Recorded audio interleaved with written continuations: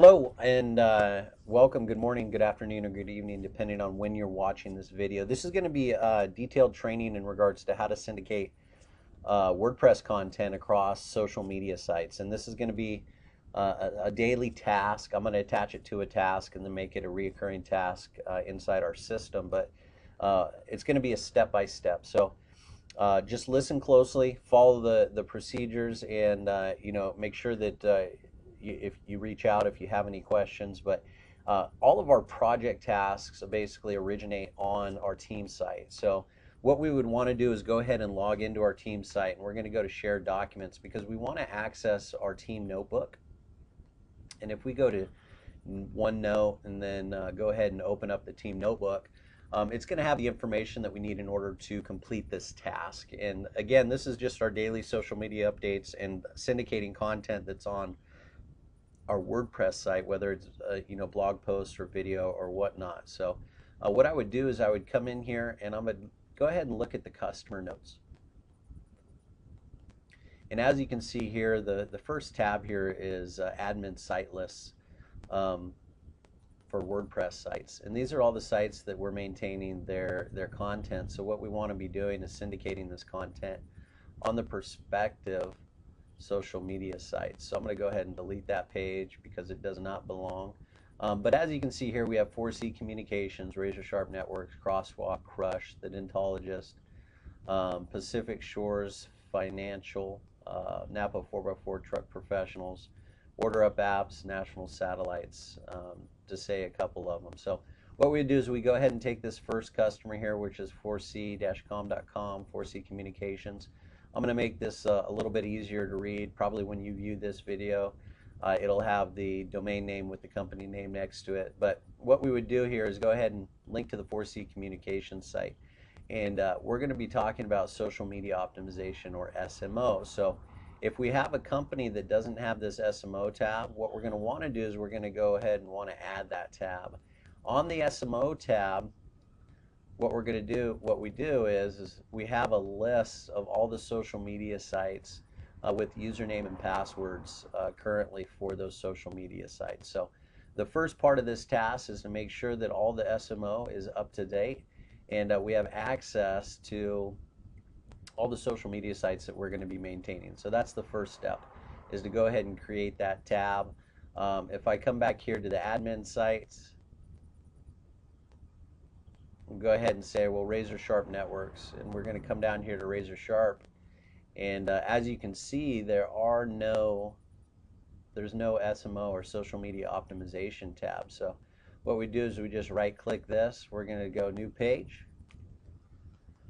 and we're going to go SMO, and then we're going to look around and we're going to look in the hosting tab. We might look in any one of the other tabs there and just see if there's different website user access. Now we just want to bring the social media sites over, so it would be WordPress logins, things of that nature. We would go ahead and bring over to the social media optimization because that all plays in together. So first part of this task again is to make sure that all the customer websites that are listed under RSN WordPress sites have an SMO tab, and the SMO tab is updated with the correct username and access control for the social media sites and the company WordPress site. So that would be the first step. Now, I've made this easy. I blacked this out. It won't be blacked out. It's just blacked out for training purposes, but I'll go ahead and make this available to you. And we want to just go down the list here. So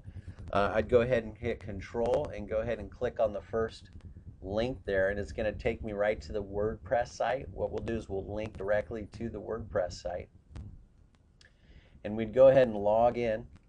You go WordPress -login.php. It'll ask you for your username and password.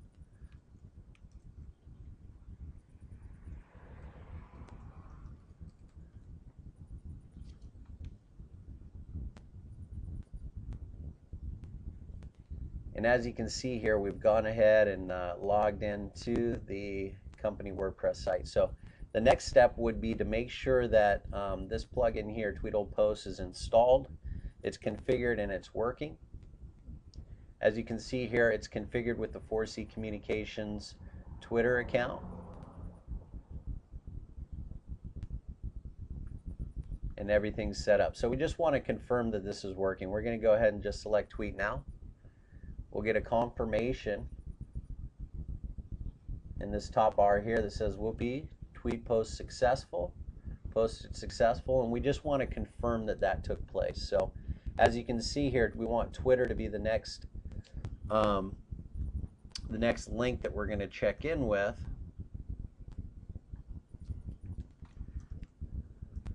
We'll go ahead and enter the username and password.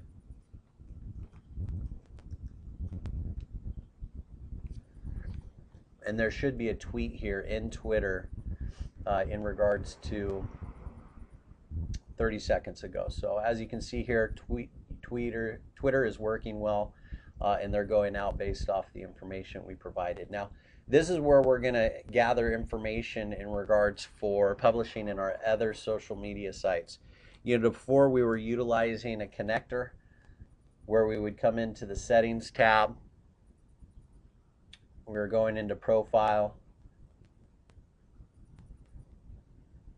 and we were making sure that the Twitter account was connected to the Facebook account. We do not want to do that anymore. We want to make sure that we publish in these three networks independent of each other. So make sure that that is no longer connected because it isn't publishing the content in an effective manner. But what we do want to do is when we utilize that Tweetable Post plugin, this is going to automate that Twitter publication for us. But what it'll also do is it'll also format a message for us. And what we want to do is we want to copy this message here.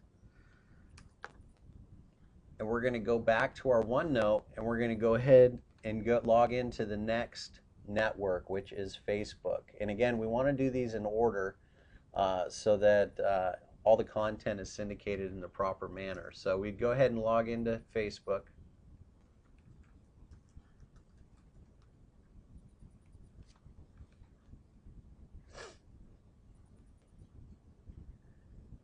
And if we're logging in with my master account, what you're going to want to do is select the drop down here on the top right hand side and select the page that you want to administer. Now this is going to take a second to load.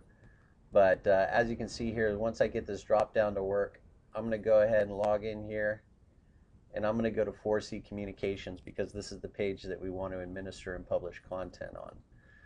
So as you can see here, and this is what we want to avoid. We want to avoid content that's really not formatted correctly, and really isn't as powerful. So as you can see here, just text content is generally less effective than an image with text or even a link inside of Facebook. And of course, we have SplashCube that's helping us syndicate content, across our networks. What we're going to want to do is we're going to, break down the social connector between Twitter and Facebook, and we're going to want to come in here and go ahead and just post the same link in here.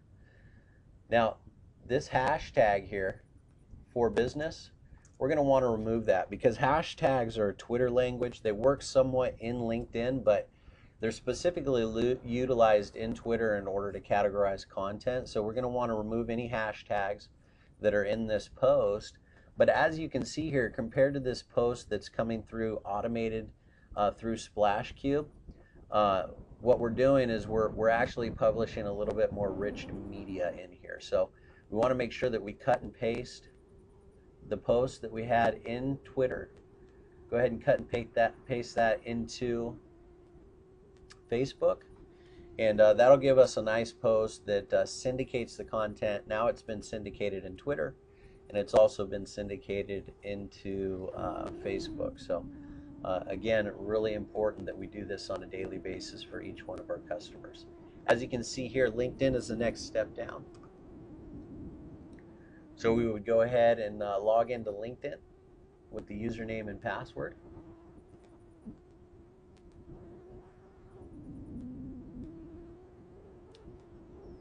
And again, we've already copied this to our clipboard, so it's really easy for us to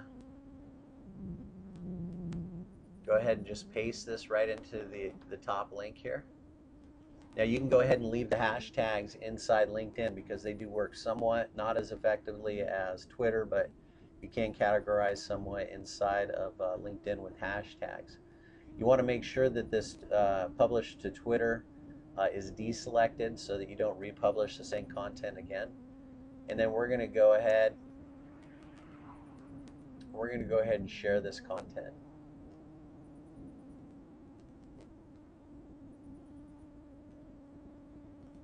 Now, one of the things, as you can see here, the content is just outlined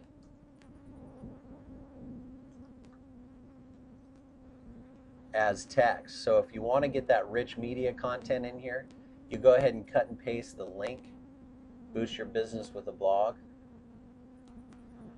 cut and paste the link there, and maybe make